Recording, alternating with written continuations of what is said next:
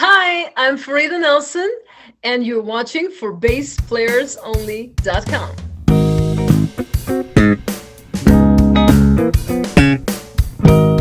Hi, everyone. John Liebman here. You're watching the number one site for learning bass online for bassplayers.only.com, where I've taken the frustration out of learning bass so you can build confidence, have fun, and just enjoy making music. It's not for everyone. It's for bassplayers.only.com. I'm very excited about this week's interviewee. It is her name is Farida Nelson. She's got a fascinating background. Oh, she's eager to start talking. Well, I'm eager to start talking to you too. She comes from Azerbaijan. She's traveled to Germany, Norway, Russia, Serbia. She's lived in Austria, Turkey. Now she lives in the U.S. in the Bay Area. And I'm so excited to have her here, to have you here. Hello, Farida. Very nice to meet you. Hi, John. So nice to meet you finally. Yes, I've seen your works, I've watched, I read, and yes, my students are playing some of your exercises. Oh, wow. Well, we're off to a great start. Well, I've been reading up on you as well, and you've got a fascinating background, as I just mentioned. So tell me how it all started. How would you describe your musical upbringing? I know you play more than just the bass, but include in there how you became a bass player. How did it all start for you?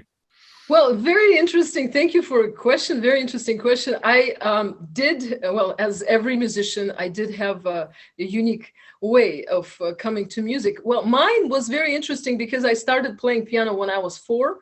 Nobody asked me if I wanted or not. It was just the reality. Here's your piano lesson. So I started playing piano, but I really loved it because always I was singing and into singing, into dancing, and all the activities and stuff. So I started playing piano, and then by the age of 15, I was already in the 8th grade of special music school. So I was going to a normal school, and then after that, I was going into a special music school for Okay. for musicians. So I have to ask you, when a kid is 13, 14, 15, you're going to school all day, then you go to another school after school. Is that something that you welcomed or something that they dragged you to? Or you No, probably enjoyed the music itself, but just having to go to another school after going to school all day, what was that like for you? I'll tell you the truth. It was really frustrating most of the times because I was going to school from 7 to 7. Yeah, I did have a break in the middle where I could eat, and hang out a little bit, talk to my friends, see some people, But then I had to run back to my music school, of course. And that's when it all started for 3 hours. So from 4 to 7, I was in my music school every single day, 5 days a week. And there's no way you can not become a musician if you're in this kind of environment, of course. And of course, and if you have enthusiasm to it, absolutely, yeah. But why I was frustrated, I'll tell you, the most important thing is that the whole education system, music education system, was really, really old. The Soviet Russian piano school, it's really conservative, really conservative. The way you play Bach, you have to do exactly what they tell you. The way you play this, so there wasn't really much of place for expression. How would I express my feelings? With dynamics. That was the only way to express my own feelings, what I feel. So I was working on that. And by the time I got to 15 years of age, I found in the closet of my grandma, I found a guitar, a 6-string guitar. And it was it was love at first sight. That's what I was saying. And I started playing it. I bought myself a book because I was already a musician. I knew how to read notes and everything. So it was just about putting the hands on it. So I bought myself a book. It was a Soviet, I think it was 1960 something, published, yeah, very old one. And I started playing.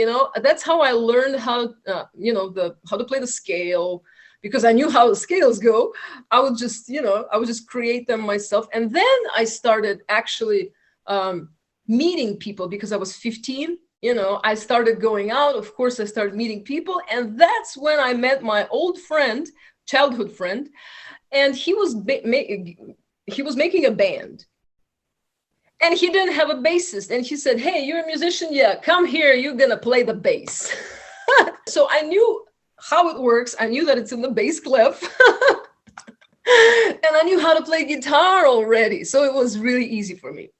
And it was a 4-string bass, not a 5-string bass. Then later, when I went to take lessons from my teacher, Alexander Rudenko, unfortunately, he passed away 2 years ago. But he gave me so much, really, the pluck, that's something you can only teach. I think it's really hard to be able to get to what you want on your own. But a lot of musicians do that, but for me, it was easier after I met the teacher, because he told me, you are amazing. I don't know how you played for a half an hour with hands like this. You got to come see me. Yeah. Well, you were obviously immersed in music from age 4. And I know you competed in a Schubert competition, and you did some song contests, and later you performed at Carnegie Hall. I want to hear about that. But in the early days, what kind of music were you listening to? What did you like? I started with Beatles.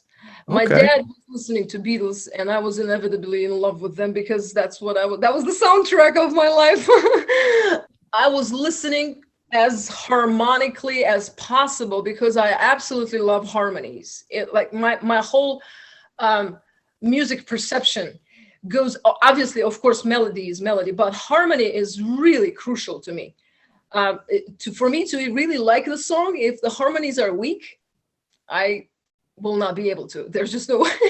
Yeah, I will try to make it my own. I'll try to take the song and try to add something to it. Okay, so listening to the song as a whole and being tuned into the harmony, you did take up the bass. So did you come across any bass influences, any bass heroes that come to mind?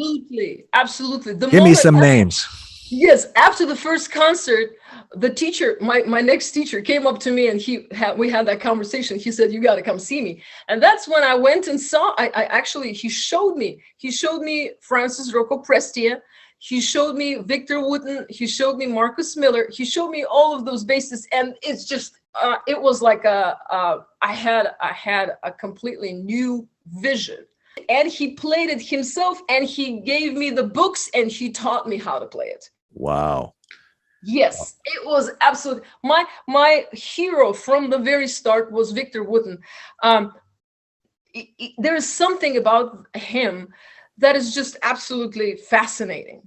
The way he grooves, what am I talking about? Everybody knows, but it was so touching to me to be able to play it myself, and actually understand how it all works, because it's not the way it works on the piano, and it's not the way it works on the guitar. And after all of that information, I came to my band. On that moment, I was in the leading band of my country, rock band. Yes, we were like top #1. There was another band which was a little heavier than us. It's called Fatal Nation. And those guys were like really like Lamb of God more, sounding. Yeah, so we weren't that heavy. That's why we had more audience, I think, in my opinion, because we were more melodic. A little more accessible. Because I love harmony and melody, and because probably I was listening to Queen and Beatles before, Now, I don't know too many people from Azerbaijan, but did you ever come across the name Timur Fel? Do you know who he? Timur Fel. He plays with Mike Stern, and he's played with some other people, and he's from Azerbaijan. So everybody in Azerbaijan knows everybody else in Azerbaijan. That's true, but I don't know this guy. He's a great bass player. Teymur. Phell, Timur Fel. So what brought you to the U.S.? Green card lottery. I was really, but I'll tell you the truth. I knew that I'm going to be living in the United States since I was 5. I was telling everybody was laughing at me, of course. But I said, I will be there because that's where I want to live. And I started playing green card, a lottery, in 2010. And in 2013, I won the diversity visa lottery, and I was able to move myself and my family over here. What was the primary reason you wanted it so badly and for so long? I love my country. I really do. But Muslim society predominantly is not a place I would choose to live, personally. On that, when I was leaving my country, I was already divorced, and I was 30, and I had a child, and I got married second time. So I was actually kind of out of the society already. So it's just different, you know, especially being a woman. If I would be a man, I'd probably stay. Yeah. Okay. Tell me about your one-woman multi-instrumentalist show. What is that all about? Yeah, that is a great thing that we came up with, Tim. It's amazing because I'll tell you. Tim, your husband. Tim Hill, yes. Your husband. Okay. Yeah, Tim Hill, yeah. And my producer. Yes. So I was working in Turkey. Once I moved to Turkey, that's when my solo program began, because I had no friends anymore who I can call and say, hey, I found a gig, let's go play, right? I don't have those people anymore, so I started doing everything myself. I used to sing before as a background singer, but not as a soloist. So I started learning and taking lessons and, you know, building up my voice. And that became really a challenge in the beginning. It took quite some time. I'll tell you, a full year of really hard work. I would sing for like 4 hours a day, every single day, 7 days a week. And then I would go to work and sing there for 3 hours. So it was 7 hours per day. I would sing with a little break in the middle, of course, like 2 hours. And this is when I actually started learning how to do different styles, because mostly I played rock and pop in Azerbaijan, and sometimes folk, because I used to work for a very famous party band there. And they do everything, of course. And that was only the bass for me. But now I'm in Turkey and I have to play piano, I have to play guitar, I have to play bass, I have to sing, right? So I started doing just guitar singing and then piano singing. I didn't even think of looping anything. I didn't even have those ideas then, you know. And then once I came back to the US, I started working as a teacher in the preschool, also playing guitar and singing all the time. And then we met with Tim, and he showed me the bass guitar, his bass guitar. He made this bass guitar for himself. Well, not him, he built it. Yeah, this really? Is Cliff Bordwell, very nice bass. Right. Beautiful bass. And it's a 5-string, and it sounds the same way I want it to sound. And it even looks the way I like it. You know what I mean? It has all those curves the way I like it. I couldn't believe it. I said, did you make it for me? Because it sounds like a perfect bass for me. And that's how it started. Yeah. Tell me more about the show itself. You mentioned some different instruments. You mentioned some different styles. How would you describe the show to somebody? It's a mixture of different style, fusion of different styles. Definitely, I take songs from folk and to rock. I sing everything. I have a song by Muse. I have a song from Azerbaijan. I sing national song. And I have a jazz song of Azeri jazz song that was written for piano, which I play on the bass. I first loop the left hand keyboard that's supposed to play, of course, and then I play the solo on top of all of that, which is also usually people, piano players, don't start playing basses right away. You know what I mean? Usually piano players are piano players, and keyboards, you know, they do that. Yeah. But once you have two in your hands, you can do all kinds of things. So I like doing that. And it sounds different. It doesn't sound old anymore because it sounds new right away. It's a new instrument. And yeah, I just like. There's also a song by what's her name, Dua Lipa. That's a new pop star. So yeah, well, not new, but current pop star, let's say. So all kinds of styles, and I do all of it, except I don't play the drums yet. Yet. I do have a drum set. Here's my drum set. Okay. Well, you play a lot of instruments, but I sense that you have a special fondness for the bass. And you mentioned Victor, you mentioned Rocco, you mentioned a few others. So what is it about the bass that really that you find so alluring compared to the other instruments? I'll tell you, because I'm so about the harmony. I will never forget the moment when I came to my band with all the knowledge that my teacher gave me. And it was like a one day of revelation. I started playing the same song we were been working on for like a month or so. And I started playing not the bass that the guitar is playing, okay, but the bass part that I hear, and that sometimes might work theoretically. I haven't heard it yet. So I started using all of that. I started playing different notes on different chords, you know what I mean? And it became a complete, seriously, change in the direction, because that's how I understood that this is where the music begins. Well, you can get yourself in a lot of trouble doing that, playing different notes than the root. But they work, and everybody in the band just turned around. They said, "Oh my gosh, what did you just do? Just do that." That's great. So the bass that you showed me, Cliff Bordwell, that is beautiful. He's in Florida, I think, isn't he? Yes. Cliff Bordwell. Okay. Yes. And I also noticed that you use the Tech 21 Sans amp. You use that in your show, or you use that primarily for recordings, or what all do you use that for? Recordings, yes, mostly. That has become amazingly popular. That's why it got my attention. What do you like about the Sans amp? The sound, yes, I guess the sound. You mentioned that you teach kids. You teach in a Montessori school, right? Yes. Okay, so those kids obviously are awfully young, but when you look at them and when you teach them and when they're learning music, do you have a sense, even at that very young age, that they are developing some sort of appreciation for music, or are they just too young to get it?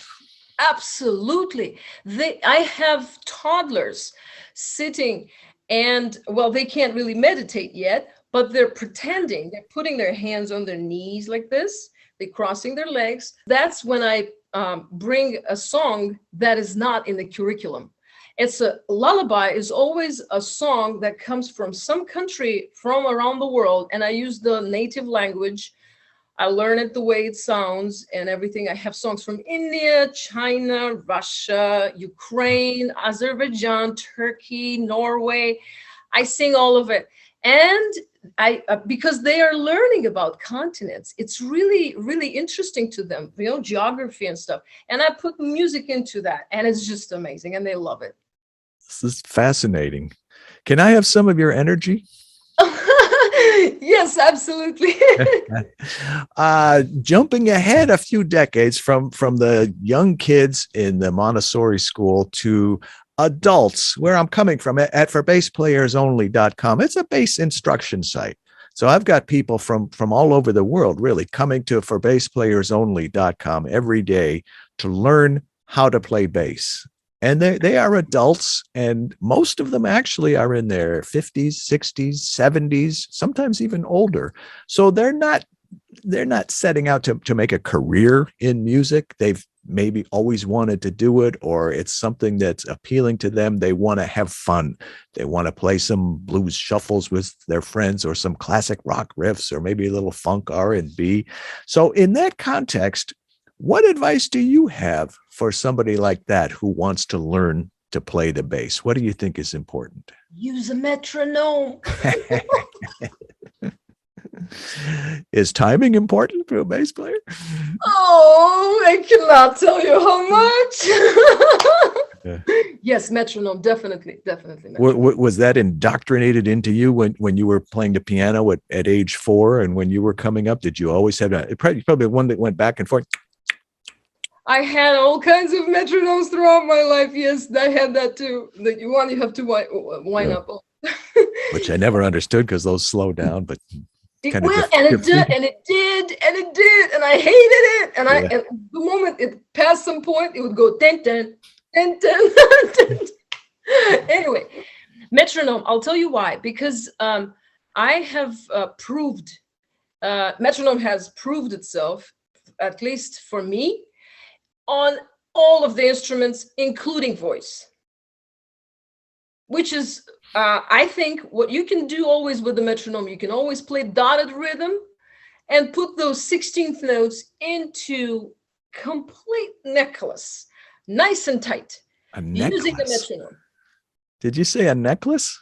Yes, kind of like a necklace, with those pearls. I've never heard it put that way. I like that. Yes. Before I forget, Carnegie Hall.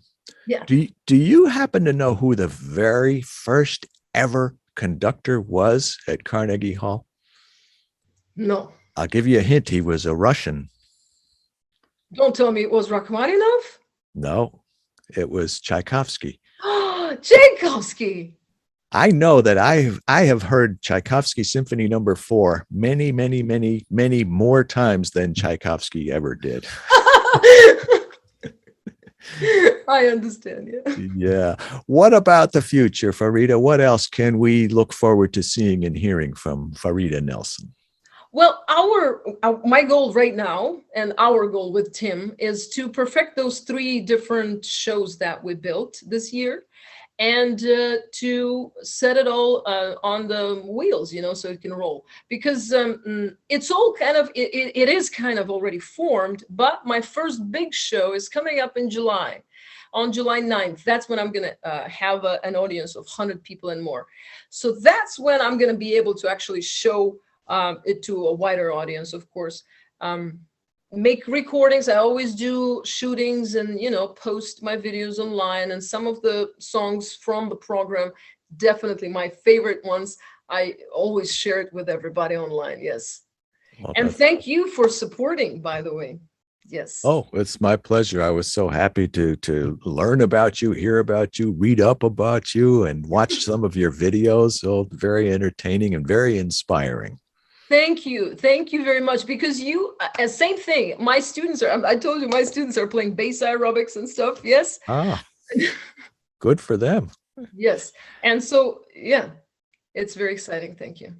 Well, now I know you play more than the bass, but what would you be if you were not a bass player and you were not in music? Something outside of music, if you can imagine. Dancer or a sailor. Oh, that's right. You won an award or a race or something for sailing? I won the championship of my country. I was number 1. Wow. Me, well, not just me. It was a team of 2. Me and one other girl. So I was doing all the sails, and she was just doing the how do you say that in English? I don't know. Steering? Yeah, okay, yeah, there you go. She was steering and I was doing all the sails. Wow. And there were 4 sails to take care of. That's a lot of sails. Wow. How long was the race? 3.5 hours. It's pretty long. Well, good luck with the show and your career and everything else. It sounds like you're doing a lot of fascinating things, a lot of worthwhile things. I love that you're working with kids. I love that you're teaching and you're taking your knowledge and you're imparting and sharing and imparting that to others, which is wonderful. Much luck, continued success to you always. Thank you so much, Farida. It's a pleasure having you, and I hope we meet in person soon and often. Yes, the pleasure was all mine. Thank you, John. Thank you. Thanks so much to our special guest, Farida Nelson. You're watching the #1 site for learning bass online, for basspleyersonly.com, where I've taken the frustration out of learning bass so you can build confidence, have fun, and just enjoy making music. Remember, it's not for everyone. It's for basspleyersonly.com. I'm John Liebman. Thanks again. We will see you next week. Bye for now.